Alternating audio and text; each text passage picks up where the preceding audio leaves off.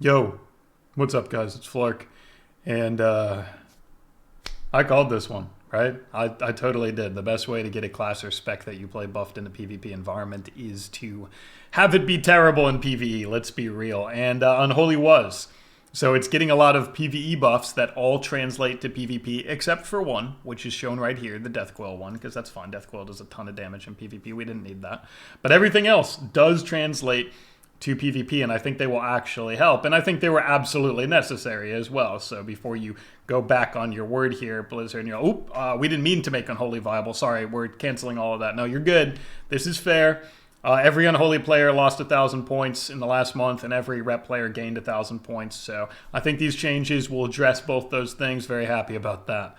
But yeah, let's just get into the buffs. That's enough sarcasm out of me, although I'm not even sure that was sarcasm. I think that was just all cold hard facts. But like, let's get into it. Let's talk about the buffs, right? And yes, I will tell you how these relate to builds that we might run and might try, and I'll show you even on the talent calculator in game, and I'll timestamp to that below if you want to skip to that part. But here we go. Let's talk about these things. So starting at the top, right here. Got it highlighted for you. There's a Gargoyle PvE change, but of course it affects us too. We have a ton of haste in our build. Since crit is such an awful stat, we have tons of it. We have haste modifiers like Empower Rune Weapon and Unholy Assault. So yeah, this matters for us too. And the compounding value of a base damage increase by 25%, which is right down here, as you can see, to Gargoyle. And then the fact that every time you juice it up, you spend runic power, that is a multiplicative buff to Gargoyle, means the last hits are going to be pretty juicy, Those last final Gargoyle hits are going to be pretty spicy as long as you juice it up fully. So Gargoyle, even more value now, I think. And we have high haste levels too in PvP, like I just said. So really high value in our Gargoyle burst windows. Like you'll see some large numbers at the end of a Gargoyle burst as long as you Death Coil properly during your opening rotation. Okay, that's cool, but here's the big things, just the flat modifiers. So Raise Dead, that's just our pet. So cool. More pet damage, great. That's great for all the pet modifiers that we have. The commander stuff, minion aura, that's going to be more impactful now. Army of the Dead, exact same thing. We do have Army of the Dead ghouls from APOC. So while the Army of the Dead actual ability, we don't actually get to use that unless this translates to Raise A-Bomb, which I doubt it does. But that would be cool because he kind of hits pretty hard, little big swipes from the big boy, right? But anyway, APOC Ghoul is just a little stronger. So your pet damage build, a little stronger right here with Raise Dead and Army of the Dead. Okay, that's self-explanatory. But these are very impactful. Clawing Shadows was close. I have a lot of mastery right now in my current build. And with the Rotten Touch buff, I'll show you what I mean by that just real quick. I'm going to go over all the talents later like I promised, but let me just hover over that real quick. Rotten Touch is a very key part of this. This was just buffed. And you know how I always talk about critical mass? Like if you get enough things, like, okay, now I have a lot more mastery now. Okay, the Rotten Touch was buffed. Oh, now Clawing Shadows was buffed. Eventually you reach that point where it becomes high enough pressure, high enough spike, where it flips the scale. It's like a scale that's like bounce, bounce, bounce. Whoa, okay, right? I'm not saying Unholy is going to be unbalanced. I'm just saying like, oh, now we have an impactful global, right? Before it was like, it just didn't do enough. People didn't care. But now it's like, I think it's impactful. 20% is a big number. Think of it like getting 20% more mastery on your Clawing Shadows, right? I mean, you'd be like, wow, that's actually a huge amount of mastery, right? So that's how much mastery it would take to make Clawing Shadows do 20% more damage. And that's a lot. So this is really big with the build that I am going to show you, because clawing actually hits pretty hard in that build, and you have a lot of modifiers for it. And I think, like I said, this is going to push it over the edge. Death Coil did not get changed in PvP, which is fine because it does plenty of damage in PvP. And then Soul Reaper, this is the other big one. So what this means is there is going to be, I think, value to Soul Reaper reaping. A-Bomb has already been nerfed, and it's already a 2-minute cooldown. It's kind of cool to have more frequent pressure in solo shuffle because of the dampening stacking. You kind of always want to have a way to win the game because at some point people can get low, and it's difficult to heal through Mortal Strike and dampening and CC and all that stuff. So I really do believe we might shift toward a Soul Reaper reaping kind of play style. and that it's just finishing power that Unholy lacks. And of course, every time it's been buffed, and it's been buffed, and we're like, oh, this is probably the time, and then it's not the time, but eventually it will be the time. If somebody said Soul Reaper damage was increased by 300%, you'd be like, huh, probably the time, right? So it's not that Soul Reaper has no value, it's that it's very difficult to get off, but eventually its value will overwrite how difficult it is to get off, because even though it's clunky, if it guarantees a win condition when it goes off, then it's like, all right, fine, because again, Solo Shuffle's stacking dampening makes it so eventually it is hard to pick people up. And remember, you're not just like pressing Soul Reaper and then walking away from your keyboard and getting a sandwich. You're pressing Soul Reaper, putting it on them, and then you have 6 seconds to try and get a couple Death Coil procs, a couple big clawing now from the clawing buff, right? Maybe a gargoyle hit or two if you're in your opener still, you know, it's a very bursty situation. And all of those hits, keep them low, and then Soul Reaper goes off. And then that's kind of like that's the finishing power I was missing. Right now, we've tried this a bunch of times and it's never worked, but the more you buff something, the more likely it is to work. So those are really cool. Just raw damage, just raw burst to Gargoyle, just raw damage to Clawing, and Scourge if you still want to use Plaguebringer, and I'll show you both.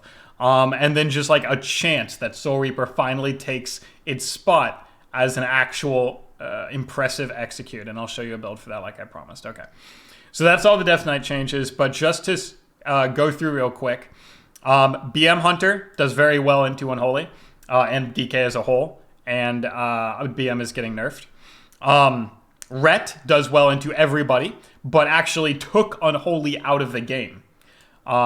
Literally just took it out of the game, and Red is getting nerfed. And Fistweaver does really good into everybody, but really does well into Unholy because it loves pets, and Unholy is a pet class that cannot really counter pressure it hard enough because Unholy was underwhelming. So now you bring Unholy up and you bring Fistweaver down, you bring Ret down. I'm not going to go through all of these. This is DK YouTube channel, but you can read them if you want by going to the class tuning on Wowhead. Effectively, the gist is Fistweaver was nerfed in damage and healing, and Ret was nerfed everywhere. Just everywhere. And Ret really took Unholy out of the game. Well, now it's not so simple. Now they're not going to be able to do that because we are getting tuned up and they're getting tuned down by a lot. HPAL is getting better. Disc is getting better, and Unholy does great into Disc. Shaman is getting worse. In fact, Shaman does pretty okay into Unholy too because it has a lot of chip damage, and that's really bad into Earthen, which is perfect against chip damage, and Earthen is worse against Burst, which is what Red had. So all of these things, Disc being buffed, that helps Unholy. Shaman being nerfed, that helps Unholy. Fistweaver being nerfed, that helps Unholy. Ret being nerfed, that helps Unholy. And Unholy being buffed, that helps Unholy. So yeah, maybe you felt really down bad last week, but you can't really get much better than this. That's tuning pass. I mean, unless they said also Unholy gets a spell where it's immune to all damage permanently. That would be pretty good, I guess, but I don't think you're going to get that. So when you take a look at these and you're like, it's not enough, I don't think you should do that. I don't think you should just take a look, 10%, I want to be 100% better. Don't do that.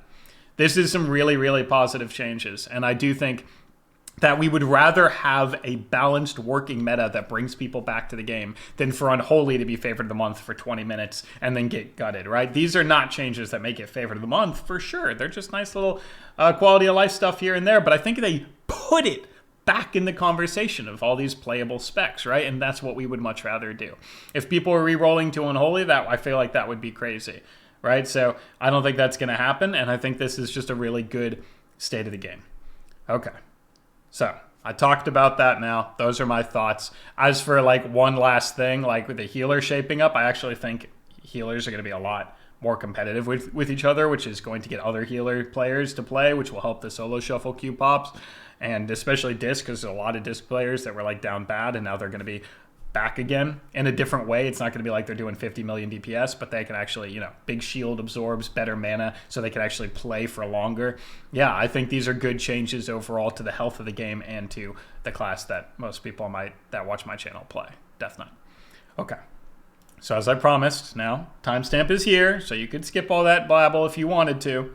As I promised, Let's take a look at some of the things that really benefit now. So the pet build really benefits because the pets were buffed, and also the pet build uses clawing, and also the pet build uses reaping, and also the pet build, right? So you see where I'm going here?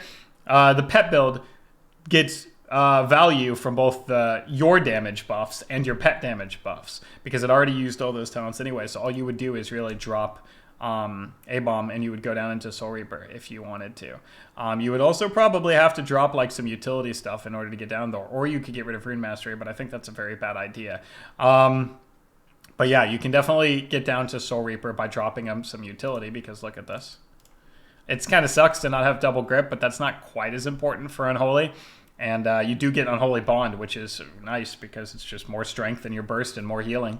But yeah, Soul Reaper, very, very, very impactful with that buff, I believe. So obviously that's worth looking at. But you could also just play the regular pet build, which I have in all my YouTube videos. It stayed the same since the release of the expansion. It's just gotten slightly better over time until maybe it's actually very, very good now. But this is insanely bursty. Like I said, you have pet damage buff and Army of the Dead buff. Well, it has short APOC, of course, because pretty much everything does. So that's the Army of the Dead buff. It has all the pet modifiers like Dark Transform buffs and then Holy Aura. And then Commander of the Dead buffs your army further and buffs your Gargoyle. And your Gargoyle is buffed from the hotfix. And then your Gargoyle is even better, right? So it takes advantage of every single one of those changes.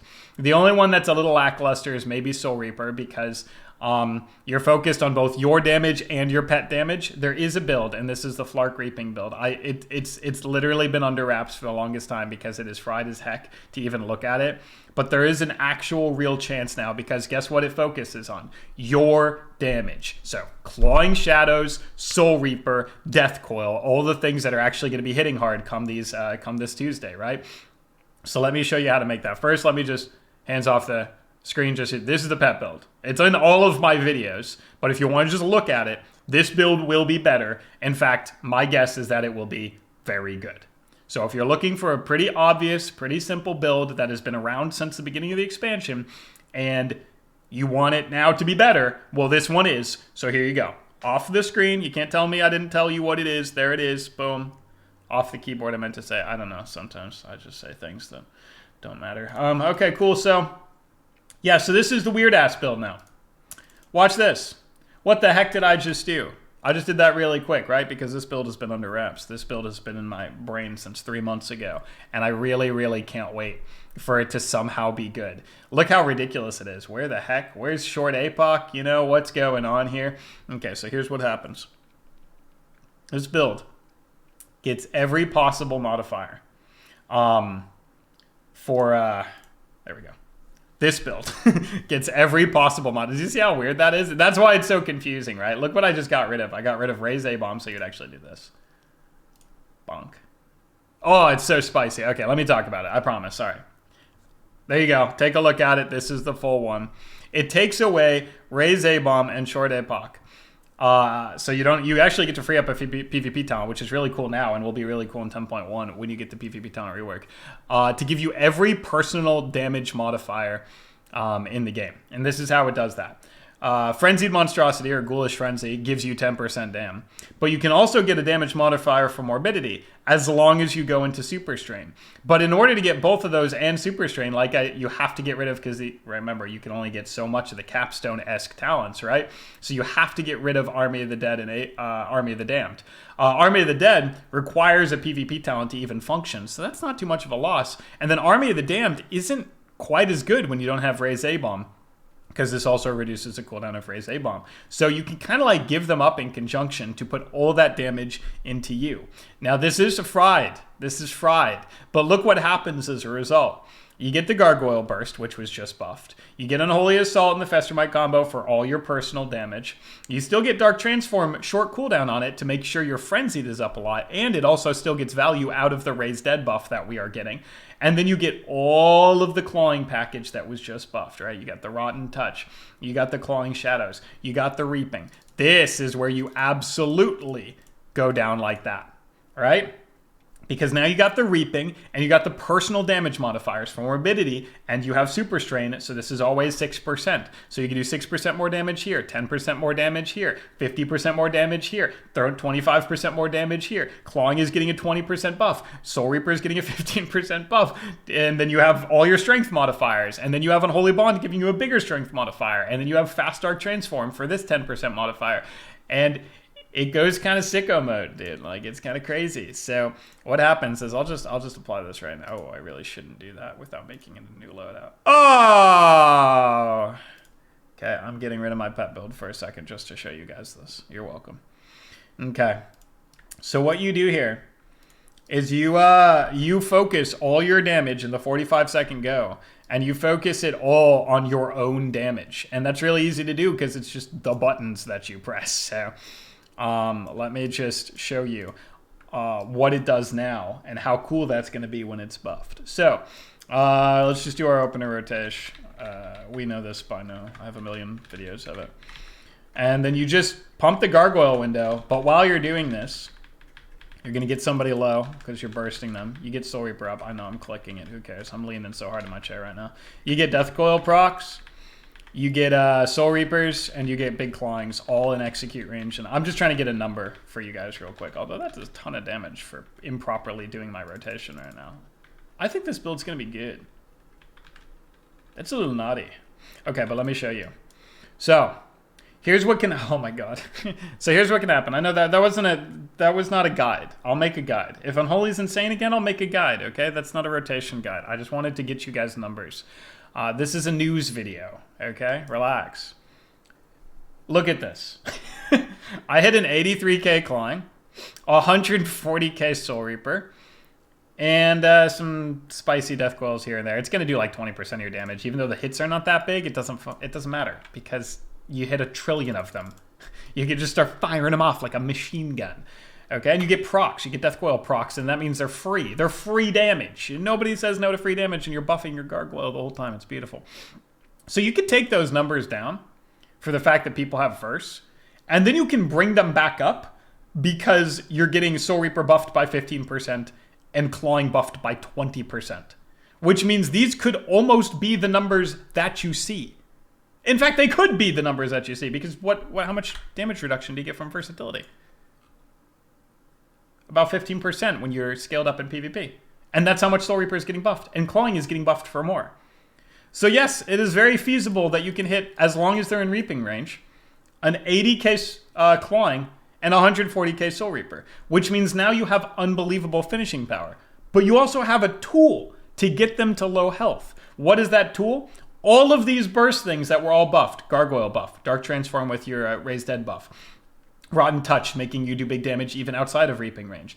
Instant free cast Death Coil into instant Clawing that bursts a wound, that applies to necrotic wounds, that's buffing your gargoyle, which making your gargoyle hit them with necrotic wounds and dampening and CC from stun and straying because you have an extra PvP talent and necrotic aura that makes you do more damage to all of these things. You get them low health, and now you have finishing power. Unholy's biggest weakness before is that you would get them to low health and then they would live and you'd be like, God dang it. But now if you get them to low health and you happen to have been smart, you didn't press Soul Reaper at 35% like an idiot.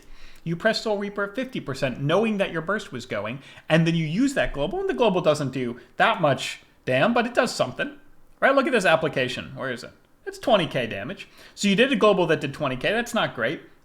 It's something. It's like a Death Coil, so it replaces a Death Coil. That's fine. And then you keep doing your rotation for 6 seconds while your Gargoyle is hitting them and your Raised Dead is hitting them, and all that's buffed, and you get a Death Coil proc into a Clawing, and that Clawing hit them pretty hard into Soul Reaper range, and then you silence the healer. They're not quite able to get them out of Soul Reaper range. Proc 140k dead. It was a pipe dream yesterday. It was a pipe dream 2 weeks ago. But the more buffs you add to it, the better it gets, and the better the counters, the worse the counters get, like Rep Paladin and Fistweaver Monk and Arshaman Earthen Totem, right?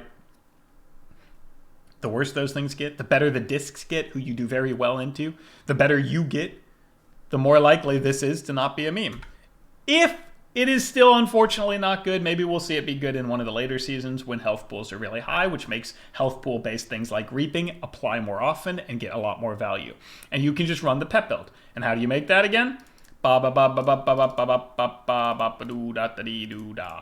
That's how you make it, right? It's pet build.